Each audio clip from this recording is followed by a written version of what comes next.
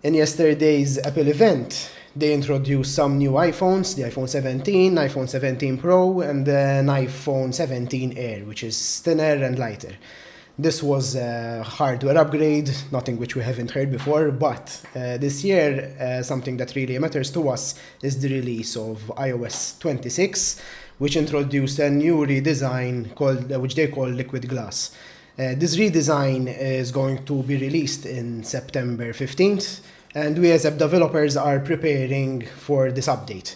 So there are two ways to go about this update, and this is something that we are currently discussing with our clients.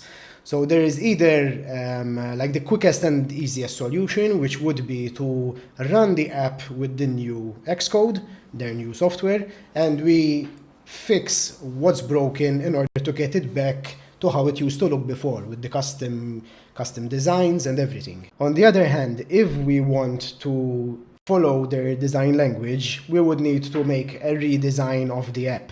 And that means like adopting the liquid glass entirely. So we will have like translucent buttons, focus on the content behind it, and changing the way the navigation works. This would require like a major redesign in terms of how it looks, but it would also require some redevelopment, especially if your app relies heavily on custom widgets.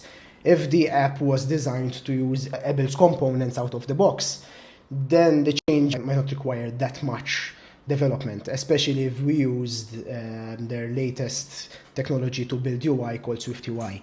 However, if the app is a bit older and we're using UIKit with custom designs and custom components, then we might need to rethink some redevelopment in order to get it up to standard, keeping of course all the logical aspects of the app, like how it works, the connections to the APIs and everything.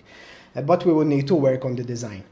Now, this update, iOS 26, is set to be released on the 15th of September in about 5 days, so we're currently updating the apps using beta software in order to make sure that it works, so can start releasing these updates as soon as iOS 26 is released. We have much more information about all of this in a lot more detail on our website, so feel free to visit on viosite.com or follow the link in the description here.